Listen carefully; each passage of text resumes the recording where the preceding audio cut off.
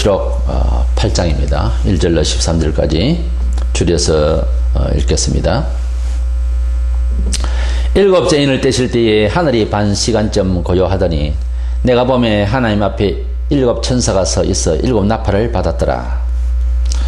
금 향로를 가지고 많은 향을 받았으니 이는 모든 성도의 기도와 합하여 보좌 앞 금 제단에 드리고자 함이라.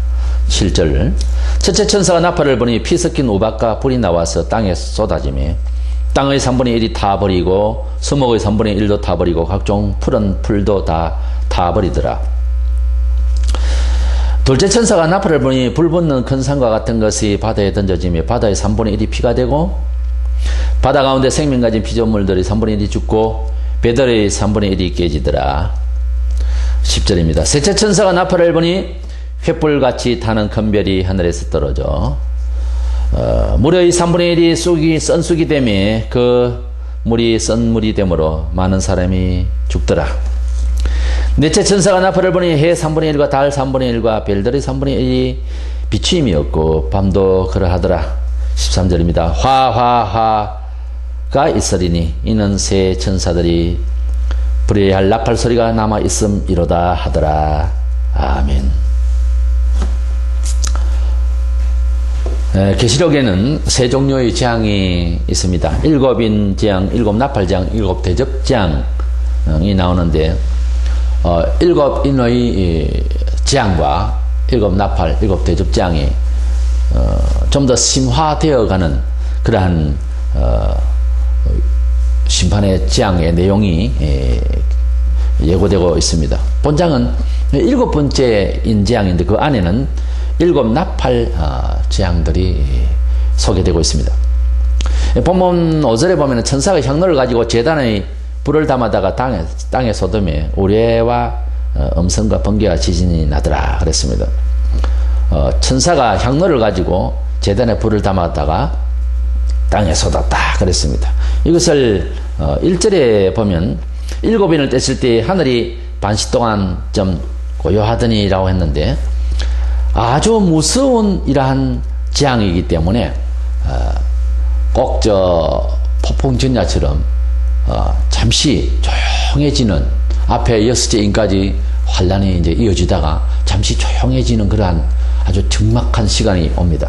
그때에 주는 메시지는 폭풍전야처럼 아주 무서운 재앙이 이제 임할 것인데 그 재앙이 내용이 5절의 이 말씀입니다. 천사가 향로를 가지고 제단에 불을 담아다 땅에 쏟는다. 그러니 아주 그 하나님의 제단에서 나오는 그 불의 심판이 임하게 된다. 뭐 이런 뜻입니다. 그러니까 땅에서 뭐 어떻게 일어나는 어떤 세상의 전쟁 이런 차원이 아니고 하나님의 제단에서 나오는 불로서 이 세상에 심판하는 이런 내용이 나온다는 거예요. 그래서 마지막 번째 일곱째 도장 찍힌 것을 뗐을 때에 주님께서 열어 주실 때에 그 안에 7명의 이제 나팔을 가지고서 서 있는 7명의 천사들이 나팔을 한번 불면 또 어떤 재앙이 나오고 또 재앙이 나오고 이렇게 나팔을 분 7 천사가 나오는데 그 중에서 이 본장은 4 천사의 나팔 재앙을 소개하고 있습니다. 그러면 첫 번째 나팔을 불 때에 나타나는 재앙이 어떤 재앙인가? 앞서 6번째까지의 인재앙의 내용과는 사뭇 다른 그런 무서운 재앙들이 이제 임재합니다. 이 재앙은 수목과 풀의 3분의 1이 불이 타는 재앙입니다.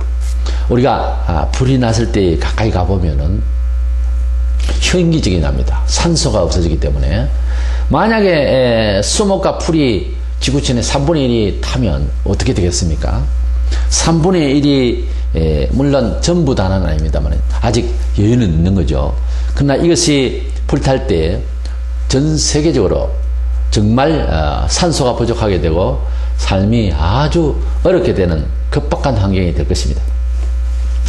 계시록을 해석을 할 때에 주로 보면은 여러 가지 그 환상적인 그림이 있다가 보니까 상징적인 해석을 많이 합니다. 소위 상징주의 해석을 하는 바람에 좋게는 복음적으로도 해석되지만 나쁘게는 이단들이 많이 사용하는 것이 바로 이 상징주의입니다.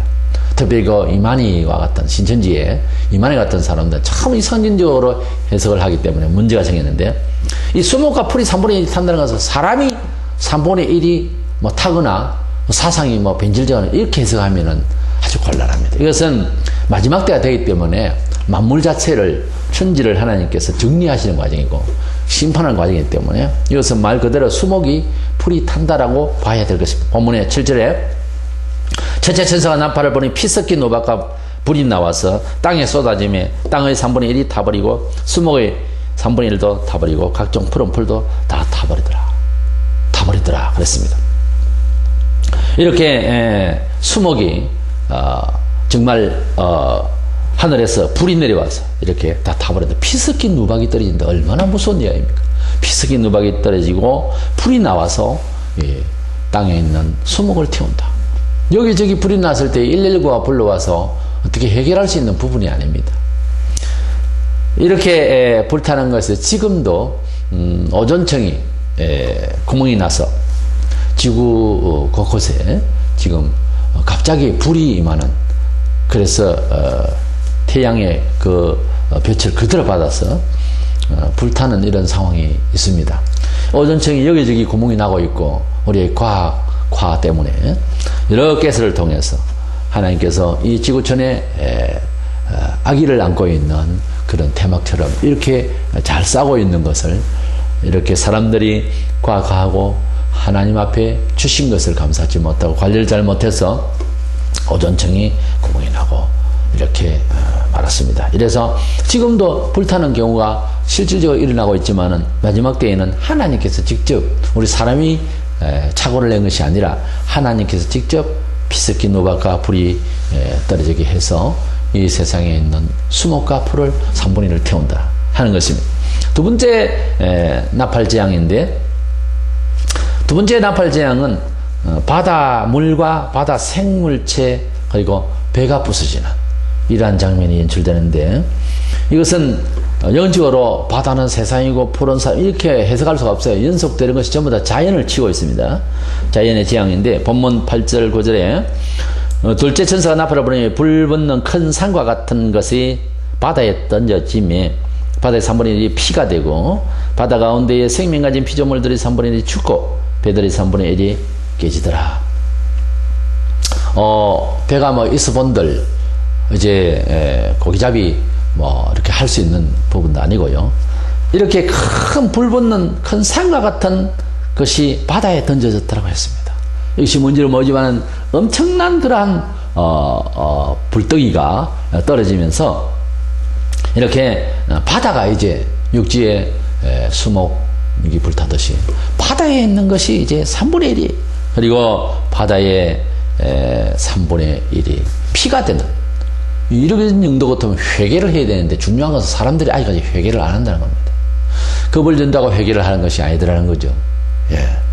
그래도 우리가 화를 당하고 힘들 때 하나님을 찾고 하는 정도 같으면 그걸 잘 하는 거예요. 그런데 이와 같은 상황에서도 사람들이 회개를 안 한다는 것, 얼마나 사람이 독종이고 무서운지 모릅니다. 자그마한 충격을 받아도 회개할 줄 알면 그 착한 사람이에요. 그래도 우리 인간적으로 볼 때 이런 상황이 오는데도 회개를 안 한다는 거죠. 예. 뒤에 보면 계속해서 회개를 안 합니다. 사람들이. 이렇게 바다도 쓰기가 어려운 상황이 벌어지고 배도 부러지고 부서지고 이렇게 하나님께서 재앙을 내리신다. 세 번째, 셋째 나팔을 불 때에 샘물이 3분의 1이 쓰고 사람들이 마셔서 죽게 되는 재앙이 임합니다. 산과 바다, 이 모든 것들이 3분의 1이 다 이렇게 재앙을 받고 불이 타고 이런 상황에서 샘물이라고 해서 그대로 있을 수가 없죠. 산이 타고 전쟁이 일어나고 이러면은 이렇게 샘물이, 즉 물 문제가 심각하게 될 것입니다. 왜냐하면 물이라고 하는 것이 물맥을 타고 산으로 올라가서 이렇게 흘러내리기도 하고 이렇게 하는데, 그러나 그 산이 불타고 수목이 불타고 이런 가운데서 물이 좋아질 수가 없죠. 전쟁은 이제 일어나고, 그러니까 온 공해로 인해서 비를 맞으면은 그 물이 그대로 내려가서 식수의 오염이 될 것입니다. 그래서 뻔한 일이죠. 이와 같이 샘물이 써서, 즉 먹기가 이제 어렵기 때문에 이것을 마시고 사람들이 죽는다. 지금도 물 좋지 않는 곳에서 식용수로 쓰면 성인병이 걸리는 수도 있고 문제가 심각한 거예요. 그래서 우리는 정수기를 쓰고 이렇게 되어졌는데, 우리나라 자랑할 때 산 좋고 물 좋은 나라라고 했지만은, 그러나 뭐 20년 전, 30년 전도 미군들이 와서는 다 정수기를 사용했습니다. 왜냐하면은 우리가 산물이라고 해서 다 좋은 게 아니에요. 산물도 공장 폐수가 흘러내리는 그 물맥에 타고 올라가서 산에 터져나오는 그 물이 이제 다시 이렇게 흘러내리는 것인데, 그 산에서 물이 생기는 건 아니잖아요. 물맥을 타고 솟아오르는 가운데서 나오는 물이거든요. 근데 그 물이 깨끗해야 되는데 물맥을 타고 오는 그 물 자체가 나쁘면은 산소라고 해서 좋은 것이 아니거든요. 그래서 따라 우리가 산소는 좋다 하다가 검역 반들이 와서 물 수지 검사를 하면은 물이 안 좋다 해서 이게 식용수는 불가를 할 때가 있습니다. 근데 대개의 경우 산수도 그렇게 막지를 않습니다. 몰라서 그렇지 산소가 다 좋은 것이 아니에요. 우리가 이렇게 이 시대에도 식용수의 물난리가 심각하고 또 물 자체가 없어서 고통을 받는 지구촌에 많이 있습니다. 그래서 그런데 그때 가면은 이제 물난리는 뭐 더 심각하게 되겠죠. 불타고 그리고 전쟁이 있고 뭐 이렇게 되면은 식용수의 문제가 심각할 것입니다. 우리가 하나님 앞에서 먹고 마시다가 이제 가야 되는데, 이 마시는 것이 이와 같이 어렵게 될 때에 우리가 하나님 앞에서 무슨 생각을 해야 되겠습니까? 우리의 피난처가 굴이나 바위 밑에 숨으면 될 것 같아도 우리의 피난처는 여호와시라고. 그것은 구체적으로 과학적이지는 못하는 이야기 같아도 결국 하나님께서 은혜 베풀어 주시거든요. 그와 같이 우리가 식수 문제가 있을 때에도 명랑하게 이런 생각을 할 줄 알아야 됩니다. 요한복음 6장 35절에 예수께서 이르시되 나는 생명의 떡이요 내게 오는 날 결코 줄이지 아니할 터이요 나를 믿는 자는 영원히 목마르지 아니하리라 그랬습니다. 이것은 종교적인 추상적인 영적인 이야기가 아니냐 그렇습니다. 그런데도 불구하고 이 세상은 영이 오라야 육신적으로 환경이 좋아집니다. 당장 이 나라에 100여 년 전에 이런 종교가 오지 말고 과학자들이 와서 이 세상을 새롭게 하면 더 좋아질 것 아니냐, 이런 생각도 할 수 있는 게 합리적인 세상 사람들의 말입니다. 그러나 당장은 눈에 안 보이지만은 하나님의 복음이 들어왔을 때에 세상은 여러 가지 풍요와 변화와 발전이 있었던 것이 우리 한국의 역사의 사실인 거거든요. 그와 같이 물난리가 있고 어려움이 오고 이럴 때에 우리가 목마른 세상에 살면서, 물 좋지 않는 세상에 살면서 예수께서 나의 생명수가 되신다, 이렇게 생각하는 것은 굉장히 비과학적이고 현실적이지 못한 것 같아도 실질적으로 그렇게 믿고 살면은 물에 큰 어려움이 없을 것이라 우리의 성경은 그렇게 역사할 줄로 믿는 것입니다. 본문 10절 11절에 셋째 천사가 나팔을 부니 횃불같이 타는 큰 별이 하늘에서 떨어져 강들의 3분의 1과 여러 물샘에 떨어지니 이 별 이름은 썬쑥이라. 물의 3분의 1이 썬쑥이 되며 그 물이 쓴물이 되므로 많은 사람이 죽더라 그랬습니다. 이렇게 하늘에서 횃불 같은 큰 불덩이가 별이 떨어진다 하는데, 별도 별 나름이겠습니다. 지구보다 여러 배로 큰 별이 있겠습니다만 일단 온 지구촌에 별이 조각나면서 떨어질지, 어쨌든 큰 횃불 같은 불덩이가 이곳저곳을 떨어졌어요. 각 세문에 떨어지니 우리 부산 같으면 또 낙동강이라든지 서울의 한강이라든지 이 강이 떨어지면 물 마시는 데는 심각한 문제가 생기죠. 이렇게 떨어져서 사람들이 그 물을 마시고 죽더라 그랬습니다. 정수기로 처리할 수 있는 그런 상황이 아니거든요. 도저히 감당할 수 없는, 그러니 기가 막힌 상황입니다. 이런 상황에서도 회개를 해야 되는데 사람이 회개를 안 한다. 사람이 얼마나 고집스러운데, 고집의 그 두께를 얼마나 욕심이 땅보다 두껍다 하는 말이 있습니다. 그게 사람의 고집이 얼마나 강한지 말로도 할 수 없어요. 사람이 좋은 사람이 누구냐? 하나님이 부르실 때 예 하는 사람입니다. 아무리 좋다 그래도 이 기가 막힌 욕심과 이 고집은 꺾을 사람이 없어요. 심리학적으로 교육학적으로 어느 정도지 안 됩니다. 사람이 하나님 앞에 좋은 사람이 누구냐 하면 하나님이 부르실 때 예 그리하겠습니다 하는 사람이 좋은 사람이에요. 그 사람이 복을 받은 사람이에요.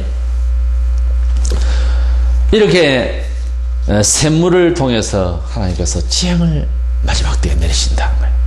우리가 아무것도 아닌 것 같지만 이 물 난리는 대단한 거거든요. 물이 없어도 심각하게 됩니다. 우리 한때 얼마나 물이 없어서 전국적으로 힘들었습니까?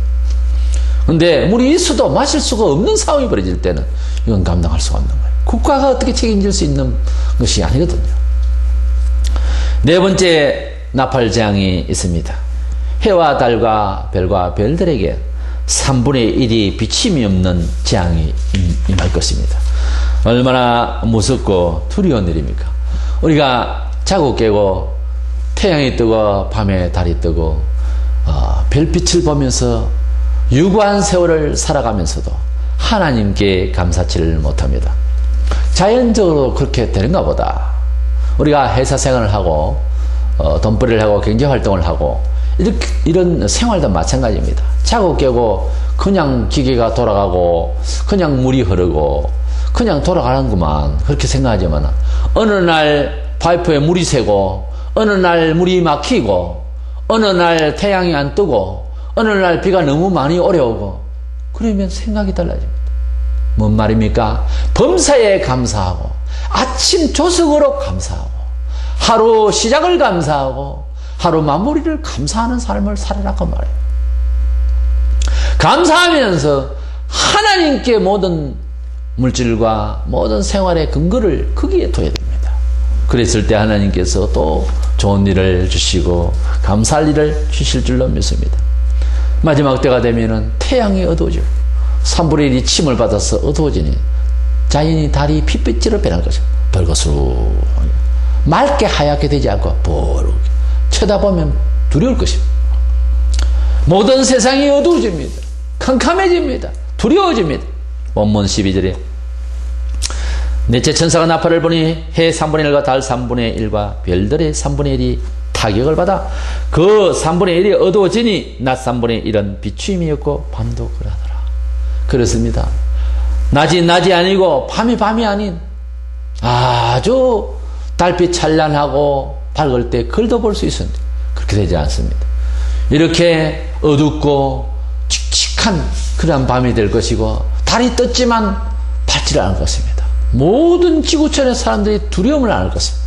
그러면 회개를 해야 돼요. 매를 맞았으면 회개를 해야 되는데 그때도 회개를 안 한다고 말이에요. 문제는 하나님께서 이런 재앙을 내리시고 하나님께서 이런 심판을 주실 때에 지구촌 전체를 주십니다. 단방에 이제 권면하는 것이죠. 좋게는. 그러면 회개를 해야 된단 말이에요. 근데 회개를 안 하는 거예요. 그럼 죽어야죠. 회개를 하라고 권유하는데 안 하면 죽어야지 어떻게. 애굽에도 재앙을 내리실 때 흑암의 재앙이 있었습니다. 출애굽기 10장 21절 2절에 보면 여호와께서 모세에게 이르시되 하늘을 향하여 네 손을 내밀어 애굽 땅 위에 흑암이 있게 하라. 곧 더듬을 만한 흑암이 이리라. 모세가 하늘을 향하여 손을 내밀매 캄캄한 흑암이 3일 동안 애굽 온 땅에 있어서 애굽에 하나님께서 벌하시니 흑암이 갑자기 어두워지는 아주 어두워. 생각해 보세요. 맑은 대낮에 비 오고 컴컴한 겨우는 있습니다. 구름이 가득했을 때에 좀 어두워집니다. 그러나 더듬을 정도로 어두워지는 건 아니거든요. 근데 낮에 갑자기 그것도 3일 동안이나 더듬어야 할 정도가 더면 칠흑같이 어둡다는 거예요. 깜깜한데 그냥 밤이 아닌 거야. 이거 더듬어야 할 정도로 아무것도 안 보이는 거예요. 앞에 1m도 안 보이기 때문에 더듬지 않습니까? 그러한 어두움이 임재 얼마나 두렵습니까? 그래도 애굽이 회개치 않은데 반성하지 않는다. 그래도 애굽이 하나님을 바라보지 못했기 때문에 죽은 거예요. 우리 하나님께서 지옥을 왜 두셨을까? 가보면 압니다. 얼마나 독종이었기에 버렸는가를 압니다. 도저히 불가능한 사람들. 주님이 십자가에 달려셨을 때에도 누가복음 23장 44절에 때가 제60쯤 되어 해가 빛을 잃고 온 땅이 어둠이 임하여 제90까지 계속하며 그래서 주님 돌아가실 때에도 온 세상에 아주 캄캄한 그런 시간 3시간이나 있었어요. 아주 캄캄했었습니다. 정오부터 시작해서 오후 3시까지 갑자기 날이 맑았으니까 예수님 못을 박아서 아침 9시에 못을 박아서 그렇게 이제 십자가에 매달았는데 저부터 갑자기 막 캄캄해진 거예요. 비가 오기 위해서 캄캄한 거하고 다릅니다. 그러니 하나님 앞에서 그 잘못한 유대인들을 향해서 마지막으로 내 아들을 죽인 이 형벌과 함께 권면입니다. 좋게는 잘못했다 이거야. 이랬을 때 회개를 해야 된다. 회개하면 좋은 일이 생기겠구만. 그때도 유대인들이 회개를 안 했다 이 말이에요. 예수님께서 예언하신 대로 서기 70년경에 예루살렘이 로마의 침공을 받아서 불탔어. 100만 명이 넘어 불에 타 죽는.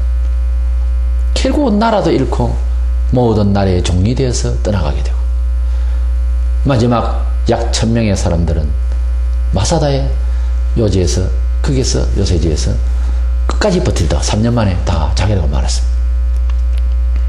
하나님이 없는가? 예수를 함부로 대하는 사람이 괜찮은가? 천만에요. 지금도 예수를 잘 믿고자 하는 자를 방해하고 힘들게 하면 좋은 일이 안 생깁니다. 우리는 그런 뜻에서 하나님의 자손들로서의 채통을 짓게 됩니다. 말에나 행동에나 인생의 목표를 들 때 바로 살려고 하면 그 자를 함부로 손댈 수가 없다. 하나님께서 함께 하시는 축복이 있다. 그거예요. 하나님을 두려워하는 자는 가만히 두지 않습니다. 세상 사람이 함부로 하면. 하나님을 두려워하는 성도는 지켜주시는 하나님의 권위 때문에 살아계시니까, 실제 살아계시니까 하나님을 간절히 사모하고 따르는 자는 도와주시는, 함께 하시는 역사가 있다 이거 말이에요. 기도를 응답하게 하시는 그 하나님의 자녀는 붙들고 계신다고 말이에요. 하나님을 걱정하고 하나님의 이름을, 그 성호를 찬미하는 자를 붙들어 주신다고 말이에요. 그렇지 않으면 그 하나님 백성을 침해하는 자는 어두움의 영이, 어두움의 심판이 그 사람에게, 그 집안에 임한다고 말이에요. 어둡다는 것이 뭡니까? 눈이 어둡고 마음이 어둡고 하면 심판입니다. 항상 눈이 밝아져야 되고 보여야 되고 그러니까 잘 보여야 됩니다. 미래가 모든 것이 의식이 분명하게 평가가 돼야 되고 이래 살아야지. 어둡고 돈의 눈이 어둡고 명예의 눈이 어두워서 세상의 눈이 어두운 상태에서 사는 사람이 얼마나 많습니까? 어두움은 심판입니다. 우리는 밝아야 됩니다. 지옥은 어두우면서 고통 가운데가 아니라 지옥은 밝은 가운데서 고통이 아니라 어두운 가운데서 고통이었습니다. 천국은 그냥 기쁨이 아니라 밝은 가운데서 기쁨이었습니다. 빛과 어두움, 성경에는 그렇게 말하고 있죠. 하나님 나라는 햇빛보다 더 밝은 빛으로 나타나셨던 그 예수님처럼 빛나는 것입니다. 지옥은 어두운 것입니다. 심판은 어두운 것입니다. 축복은 밝아야 됩니다. 마태복음 24장 29절에 그날 환난 후에 아주 대환난이 되어지는 그 끝쯤 가면 즉시 해가 어두워지며 달이 빛을 내지 않으면 별들이 하늘에서 떨어지면 하늘의 골령들이 흔들리리라 그랬습니다.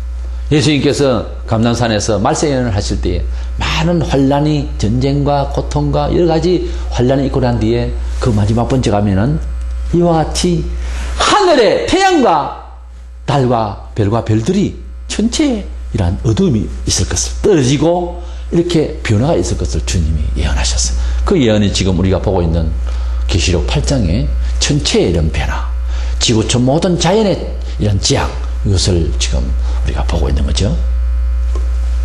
그리고 본문 끝에 8장 13절에 공중에 날아가는 독수리가 큰 소리를 이를 때 땅에 사는 자들에게 화가 있으리니 이는 새 천사들이 불해할 나팔 소리가 남아 있음이로다 하더라 그랬습니다. 요한계시록에는 재앙이 3단계로 7인재앙, 7나팔재앙, 7대접재앙이라고 있는데 도장을 7번 찍은 이 두루마리 책의 계시의 내용 중에서 6번째 인까지는 우리가 다 봤고 7번째 인을 딱 떼니까 나팔을 본 천사들이 일곱이 쫙 섰습니다. 오늘 본문 8장에 4나팔까지만 우리가 보게 됩니다. 그 다음에 7 천사 중에서 3나팔이 남았죠. 그러니까 5째 나팔, 6째 나팔, 7번째 천사의 나팔 재앙이 남았죠. 그런데 이 5, 6, 7번째 나팔 재앙은 더 무섭고 두렵고 너무 엄청나기 때문에 화가 있습니다. 화가 임자. 그렇게 무서운 화가 임자한다. 이 화라는 말은 우리 초상이 났을 때야 유가족이 아이고 아주 절박하게 우는 모습, 우는 소리, 이제 화라는 원래 단어입니다. 그래서 너무도 무서운 재앙이기 때문에 어떻게 할 수가 없는 이런 재앙이 임재하기 때문에 5째, 6째, 7째 이 나팔 재앙이 곧 이어질 것을 말하고 있습니다. 이것이 공중에 날아가는 이런 독수리가 말하는 이 내용인데요. 이 독수리가 상당히 빠르잖아요. 순식간에 임할 것을 이렇게 말하고 있는 이런 장면이다. 이렇게 5째, 6째, 7째 나팔 재앙은 그럼 어떻게 감당할 수가 없는, 기다려볼 수도 없는 그런 재앙으로 순식간에 임할 그런 재앙으로 말하고 있습니다. 마태복음 24장 31절 이런 말씀이 있는데 이는 그가 큰 나팔 소리와 함께 천사들을 보내리니 그들이 그의 택하신 자들을 하늘 이 끝에서 저 끝까지 사방에서 모으리라. 예시록 14장에 가면은 마지막 번째 천사 나팔 불고 마지막 주에 가면은 천사들이 온 세상에 복음을 전파하는 그런 장면이 나옵니다. 많은 사람들이 천사를 자꾸 사람으로 생각하는데 그렇지 않아요. 천사가 기쁜 소식을 처음 전달한 내용이 나오잖아요. 목동들이 밤에 불을 피고 들에 있는데 천사 나타나서 아기 예수가 탄생한 것을 소식을 전했어요. 그 전설로 들으면 안 됩니다. 천사가 기쁜 소식을 전했잖아요. 기쁜 소식이 복음이거든요. 그 마지막 번째도 천사가 전한다는 말을 자꾸 의인화하고 인간적으로 생각하지만 천사가 복음을 전해요. 내가 전하지 않으면 누가 전하라 그거 생각하지 마세요. 내가 안 해도 천사가 한다니까. 교만하지 마세요. 우리가 못하면 하나님이 하신다니까요. 일제 때에 다 순교해버리면은 한국 교회가 없어지는데 어떡하지? 그건 당신이 걱정할 일이 아니에요. 다 순교했으면은 정말 한국이 더 많은 축복을 받았을 거예요. 어떤 한국의 역사를 쓰는 교수가 그런 식으로 이야기해요. 그래서 살아남아야 하기 때문에 살아남았다. 배신하고. 말이 안 되는 거예요. 교회를 짓기 위해서 살아남아요? 언제 한국에 교회가 있었어요? 하나님께서 하실 일이다 이 말이에요. 내가 걱정하고 내가 환경을 걱정하고 그래서 교회를 내가 아니면 못 지킬 것처럼 교회 직분자들 그런 식으로 말하는 것 아니에요. 하나님께서 하실 일이라고 말해요. 하나님의 교회 일은 하나님이 하세요. 삭 썰어버리고 불 다 탔다고 해도 하나님께서 다시 선교사를 보냈는지 새로 할 거예요. 사람이 인간적으로 교회 일을 하려고 그러고 인간적으로 걱정하는 말을 하고 그런 척 하지 마세요. 그것은 하나님 앞에서 할 말이 아닙니다. 하나님의 일은 하나님의 뜻대로 아니요만 해야 됩니다. 그래야 하나님께서 역사하실 틈이 있는 거예요. 사람이 다 하려니까 안 되지. 고린도전서 15장 51절에 보면 보라 내가 너희에게 비밀을 말하노니 우리가 다 잠잘 것이 아니요 마지막 나팔의 순식간에 홀연히 다 변화되리니 그랬습니다. 마지막 때에 천사가 나팔을 불며 하나님의 백성들을 모으는 것도 있지만 마지막 때에 나팔을 보니 우리가 다 부활되나 될 것이라 그랬습니다. 계시록에는 일곱 번째 인 안에는 일곱 나팔 재앙이 일곱 번째 나팔 재앙을 위하여서 천사가 일곱 번째 마지막 나팔이죠. 나팔을 보니까 일곱 대접장, 대접은 바로 엎어지면 바로 쏟아 버리잖아요. 그것은 단 며칠 만에, 몇 시간 만에 그냥 부어지는 그런 일들인데, 일곱 천사가 대접을 가져왔어. 바로 엎어버리려고. 그렇게 서 있는 모습이 나오는데, 이 마지막 나팔 재앙일 때에는 모든 것을 세상에 다 불바다로 만드는 하나님의 마지막 재앙이거든요. 그때 성도들이 부활 변화될 것이라고. 고린도서 15장 51절에 마지막 나팔에 순식간에 홀일이 다 변화될 것이다 그랬습니다. 마지막 나팔, 일곱 번째 나팔 때에 우리 성도들이 부활될 것이 계시록의 사실은 그 순서대로 나오게 되어 있습니다. 때문에 여기에 마지막 나팔이라고 하는 고린도서 15장 51절은 그냥 한 말이 아닙니다. 나팔 재앙이 있거든요. 그래서 일곱 번째 마지막 나팔 재앙 때에는 심판 재앙입니다. 그때는 성도들이 부활 변화되어서 불에 다 없어질 것이 아니라 우리는 부활 변화되어서 다시 오실 주님을 공중에서 영접해서 땅으로 내려와서 세상을 새롭게 만들어서 우리가 이 세상에서 천년왕국을 이루다가 새하늘과 새 땅을 다시 올라가게 될 것인데, 저는 그렇게 믿는데 어떤 사람은 지구촌을 새롭게 변화시켜서 이 자리에 그냥 천국이 된다라는 사람들도 있습니다. 그것은 나중에 우리가 다시 해석할 것이고요. 이렇게 우리 주님께서 오시기 전에 나팔 재앙이라는 것이 있는데, 사실 나팔은 백성들을 모을 때나 전쟁을 예고하거나 큰 국가적인 포고령을 내릴 때에, 그때에 나팔을 불었습니다. 그 나팔 소리에 참여하지 않으면은 이스라엘 백성들 큰일 나죠.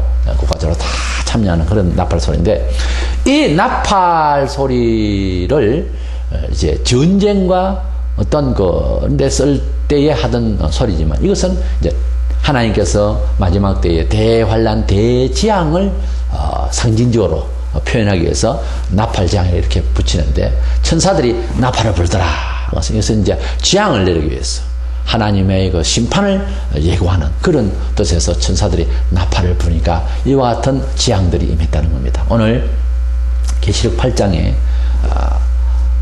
마지막 일곱 번째 인을 때니까 일곱 나팔을 가지고서 천사들 일곱이 있었는데, 한 나팔씩 불면서 이런 재앙을 예고하고 있는데, 오늘은 네 가지 재앙을 봤습니다.